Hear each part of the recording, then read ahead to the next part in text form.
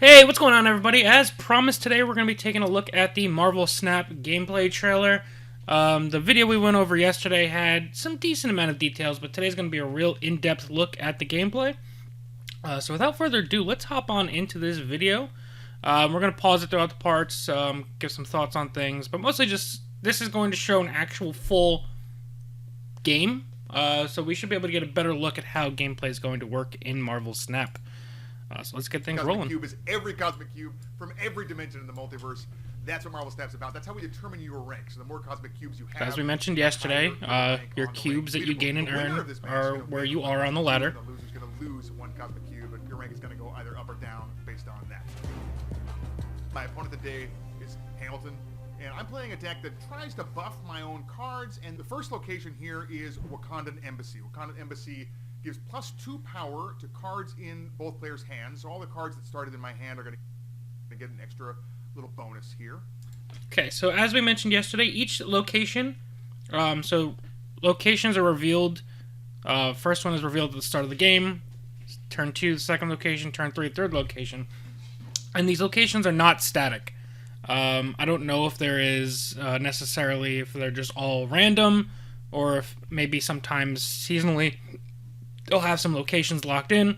But the first one we can see here, +2 power to all cards in players' hands, which means if, and we'll see some of this here, if you have cards that summon other cards based on their own power level, or if you have cards that maybe delete other cards based on power level, this gives a lot of bonuses to cards, as well as if you're maybe just playing cards with very powerful effects and maybe not so much high power level, this can buff those cards up to be higher power level. Now obviously when you're building your deck, you can't build with Wakandan Embassy in mind, just because there's no guarantee that it'll be in your game, not that I'm aware of anyway. But if you have a deck that's more focused around powerful play effects, this is an added bonus where you know that you'll have a better time fighting for the board than maybe you normally would, because if your opponent just is all out on power, and you have maybe some combat tricks, some powerful effects, and now you're getting added power as well, you've kind of been able to leverage this into your advantage. Every location has a different, unique ability. We don't know what the other two are going to be just yet. They're going to reveal themselves next turn and the turn after that. The goal of the game is to win 2 out of 3 locations. So if I can win 2 out of 3, as we mentioned yesterday, then I win the game. Now, I win locations by playing my cards at them, and every card has a certain amount of power, and it adds its power to a location, and if you have more power on your side of the location than your opponent has on their side of the location, then you're winning that location. Again, you gotta win 2 out of 3 to win the game. So it's turn 1. I have 1 energy to spend. You get a little more energy each turn. you can see the energy at the bottom of the screen, and Ben is going to go ahead and play Yondu. To a location, and also, when he reveals himself to my opponent, he's going to destroy the top card of my opponent's deck, which will give me a little more information about what kind of deck my opponent is playing here. So, a couple things happen there. You can see at the bottom of the screen, this is your total power points for playing cards. Yondu, I'm going to call it mana. It's a 1 mana card. Reveals the top card of your opponent's deck. So, decks are only 12 cards. So, if you ever needed to draw deeper for whatever reason, you're removing 1/12 of your opponent's deck. So, that's pretty nifty. And like Ben had mentioned, if your opponent's deck is based on a specific strategy, maybe a specific theme, specific synergies, being able to discard that card, you're going to get to see that right away.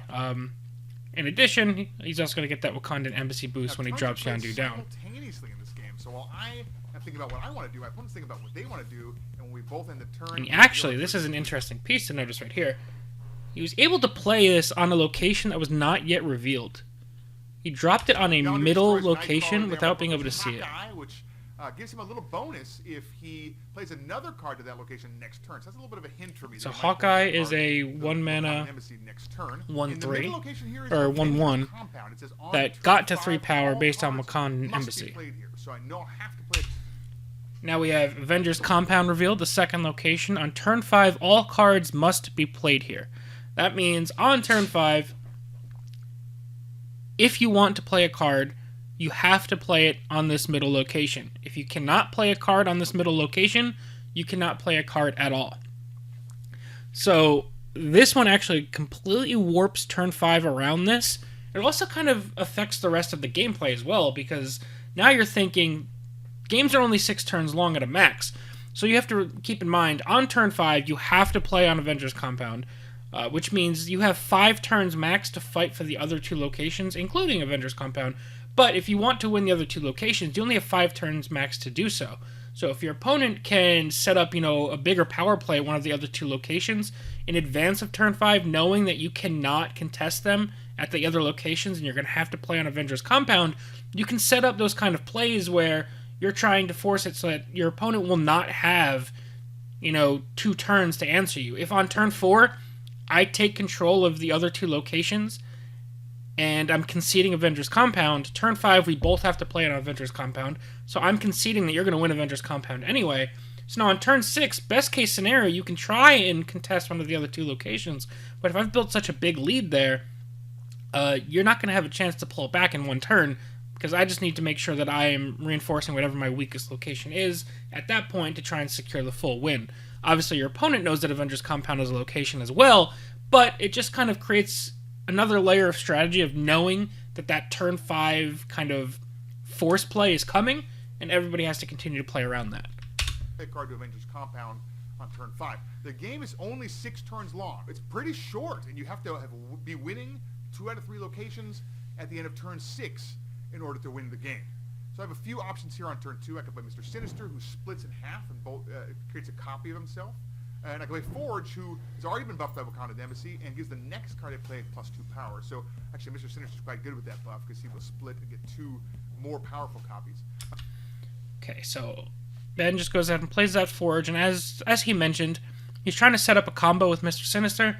Mr. Sinister has gotten buff from Wakanda's Embassy, and now combining that with Forge, the next card that Ben plays will get +2 power, so Mr. Sinister will go up to 4 power, and Mr. Sinister's ability splits himself into a second copy, so that'd be 2 4-power cards hitting the board, which is obviously a nice little combo right there. My opponent played Star-Lord, which normally would be quite good, because if he guesses where I'm going to play, he gets an extra bonus. Star-Lord is another interesting effect and another interesting kind of layer of gameplay. Since turns are simultaneous, you don't know where your opponent is playing a card until the end of the turn when both of your players' actions are revealed. So Star-Lord kind of has this ability where if I predict where you're going to play a card, Star-Lord gets kind of a massive power buff. So in this case, Ben's opponent played it on Wakanda's Embassy, predicting, and if Ben were to have played a card there, Star-Lord would have been a 2 mana 5 power card. So it's just kind of another interesting layer of strategy of cards needing to predict where your opponent's going to play. I could envision a world where maybe cards have reveal effects of if your opponent's played a card here, destroy it. If your opponent does not play a card here, gain this additional effect. So if you know you're going to be playing away from your opponent, you can gain an additional boost. I think there's a lot of really cool opportunities for this kind of prediction strategies here. But he played it to Wakanda's Embassy to buff his Hawkeye, and I didn't play there, so he didn't get the bonus. So it's turn 3. Let's see what the third location is going to be. The Space Throne. Wow. So it says only 1 card can be here for each player. Another very interesting location. Only 1 card can be here for each player.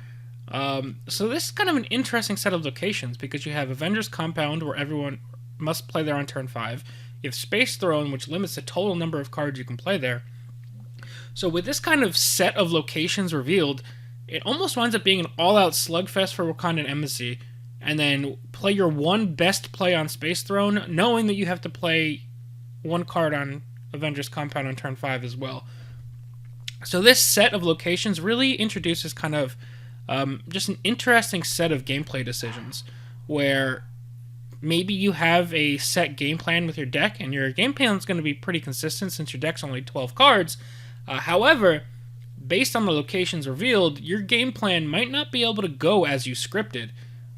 With this set of locations revealed, you're not going to be able to just, slam the cards down in the order that you wanted to play them based on the strategy and deck building. Sometimes you're going to have to go outside of your deck strategy to continue playing into the locations well. All right, let's keep it rolling. Well, that's very interesting. Normally I want to play a bunch of cards to try and get the highest power I can, But Space Throne means I should just play my highest card, I think. It will overcome my opponent's highest card at that location. I played Forge last turn, so the next card I play is going to have +2 power. So I'm going to play Brood. And Brood is going to make 2 extra copies of itself. And that's great with Forge because all of the copies will have 2 extra power. So as Ben was mentioning there, that Forge that he played last turn gave +2 power to the next card he played. And on this turn, he was able to play Brood, which is a 3 mana, 2 power card that also creates 2 tokens that have the same power as Brood to that location. So combining it with the Forge +2 power buff, that is a 3 mana, and then you're getting 3 separate cards with 4 power for that price. So 12 total power on the board, which is already enough to take over Wakandan Embassy. And here, Ben's opponent plays Electra. My opponent played Electra, which gives... and destroys a random enemy 1-cost card, which is pretty solid because obviously 12-card decks, games are only 6 turns long. The importance of turn 1 cannot be overstated, but at the same time, being able to pack an Electra to kind of just wipe out your opponent's turn 1, more or less. Obviously, you're kind of hamstrung to playing Electra at whatever location your opponent played their 1-drop at. But that's just a really powerful card. It's also kind of another interesting layer of gameplay because Electra is a 1-drop that you don't necessarily want to play on turn 1 unless you can absolutely predict where your opponent's going to play. And the reasoning behind that is Electra is a 1-drop, and you're only going to have so many slots for 1-drops in your deck. So in this scenario, you want to save Electra until you know where your opponent plays one of their 1-drops at. Otherwise, if you just play Electra, you're kind of guessing where your opponent's going to play, and if you guess wrong, Electra's a 1 mana, 1 power, and if you don't really take advantage of the reveal effect, you're not going to really get that big of a swing from Electra. So it's just kind of another interesting layer where, with a small deck, each slot has kind of increased importance. However, Electra is a 1-drop that needs to act as a later drop, so you kind of probably want to mix her in with, I don't know what the deck building percentages are going to be yet, but let's say on average you're supposed to play 2 to 3 1-drops in a 12-card deck. With Electra in your deck, maybe you have to play 3 to 4 1-drops instead, and to kind of make up for the fact that you're playing more 1-drops, maybe you need to have additional draw effects. It's just kind of another interesting little layer added on, which makes it really interesting. Destroys an enemy 1-cost card at that location, so it destroys my Yondu. But I get 3 6 costs or 3 6 power broods. Now at Wakandan Embassy, I have 18 power there. That's huge. It's turn 4. We're over halfway through the game here at this point, and next turn I will have to play to Avengers. Let's see what we got next one with this Nakia play. As big as I can get Namor. So I'm gonna play. And then Ant-Man as well. Nakia gives all cards in hand +2 power. I don't want to waste any energy. Nice little hand buff card. As well. It's a little bit risky because. And then Ant-Man, if you have 3 other cards here, it gains +3 power, and that's not a reveal effect. It is ongoing. So you can play Ant-Man on turn 1 with the intention of building around him as the game goes on. So that is kind of more of an aura effect than an actual kind of on-reveal effect. Wakandan Embassy, it gives my opponent a lot of information about how strong I am there. But it's going to be a lot of power. I feel pretty good about being able to win Wakandan Embassy, so I'm not too worried about giving away that information. Nakia buffs all the cards in my hand, giving them +2 power. So Mr. Sinister will be 4 power. Let's not forget that he's going to split in half. Oh, my opponent plays Spider-Man. Oh, no. And now this is one of the most interesting parts. Let's get past that turn 6. So now Ben's opponent plays Spider-Man, which is a 4 mana, 2 power card. Obviously, 2 power isn't the highest for a 4 mana card. However, this is one of those locations and situations we were talking about. So this was turn 4 that Spider-Man got played. So Ben's opponent spent all of their mana on turn 4 playing Spider-Man, but coming after turn 4 is turn 5. And what Ben's opponent has done here is played Spider-Man on Avengers Compound, where on turn 5, all cards must be played on this location. But Spider-Man's effect is your opponents cannot play cards at this location next turn. So how those two effects resolve together is, it's turn 5, you have to play cards here, and then Spider-Man says you cannot play cards on this location, which means on turn 5, Ben's out of luck, can't do anything. So obviously a hell of a combo. It's another one that you can't necessarily build with Avengers Compound in mind, but Spider-Man is also just a good kind of control situation of I want to lock down this ability or lock down this location. If, let's say, I went all in on a Wakandan embassy, you went all in on Avengers Compound, so those locations are kind of unable to be one back from each other, so we have a guaranteed 1-1 split, and we're heading into the final turn where we're trying to fight for the third location. Let's say we're tied on the third location. You slap down Spider-Man, your opponent can't fight for that location anymore, which in those kind of situations where maybe the other two locations are out of reach and unable to be fought for more, it can kind of be a game-winning card.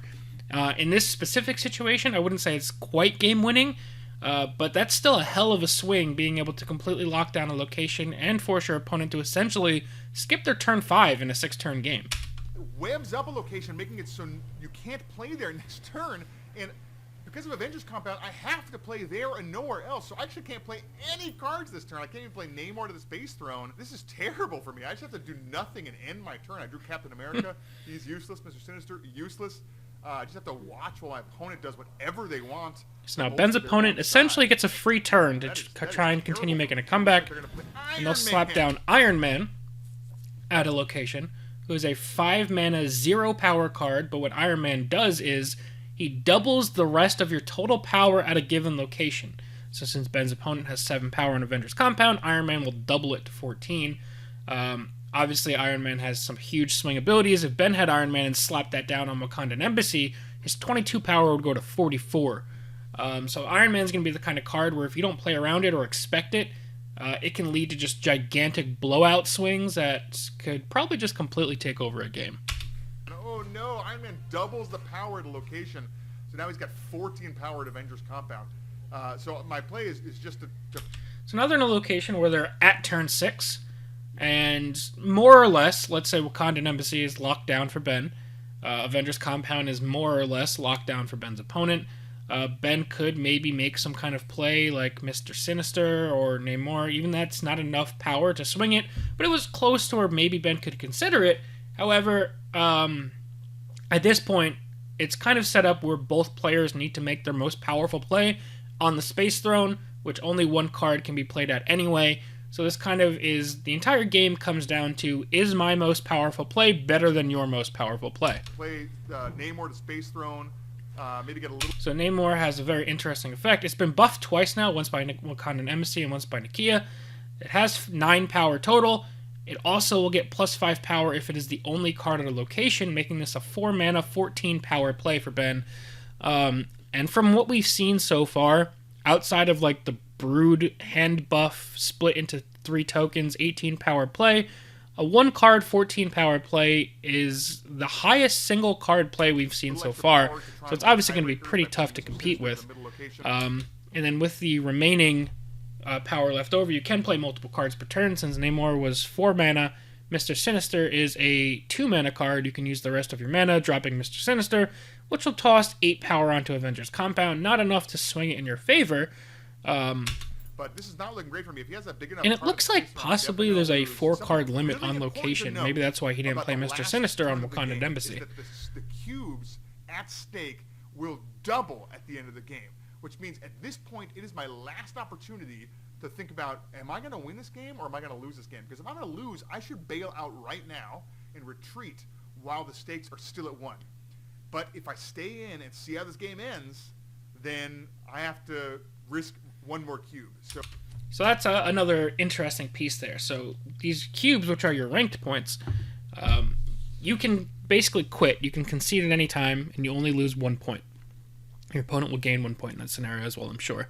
If you play through the final turn, the points at stake will double to 2. So if you know you lost going into turn 6, it's better to just retreat and only lose 1 point instead of play out the rest of the game and then potentially lose 2 points and your opponent gains 2 points instead. That being said, I'm probably going to be the type of person that just plays through to the end of the game most times anyway, especially as I'm early in learning, but something to keep in mind. So the winner, if I stay in, the winner's going to win 2 cubes and the loser's going to lose 2 cubes. It'll be a little bit more of an impactful game towards my rank. And I'm feeling pretty good. I got Namor pretty high. I think I'm going to win this game, so I'm sticking it out. We'll see how it goes. So Namor, Namor's going to be a 14-point play here. So he goes up to 14. Mr. Sinister not doing too much right now, but giving me a little extra power. Oh, my opponent plays Magneto. Magneto is going to go ahead and be a... it's going to move all 3 and 4 cost cards to this location. Move all opposing 3 and 4 cost cards.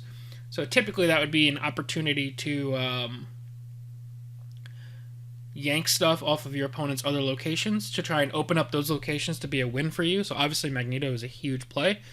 But the Space Throne, you can't pull any cards to that location. There's only one card that can be there. So Magneto's effect does nothing. Still, Magneto being a 6-mana, 12-power card is huge.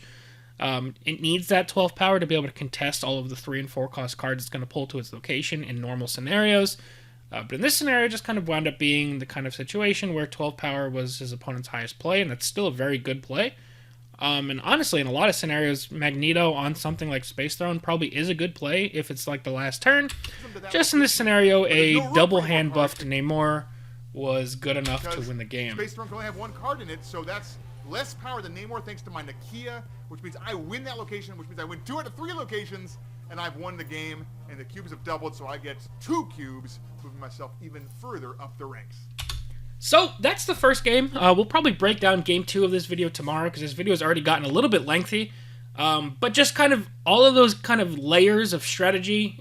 It's a game that looks simple because it's a 12-card game, 12-card deck with a 6-turn game. It seems kind of simple and small, but there's a lot of layers to it, especially because of these locations and the variants that can introduce and kind of interject into your design game plan.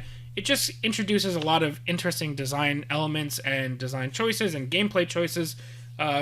It's just a very interesting thing to navigate in game. So tomorrow we'll take a look at game 2. But yeah, hopefully you guys enjoyed and are excited. I cannot wait to get my hands on this game. I'm very excited. I hopefully will get my hands on it soon. I signed up for the beta. Still waiting to hear back. But yeah, thank you guys all very much for watching, and we'll see you guys next time. Peace.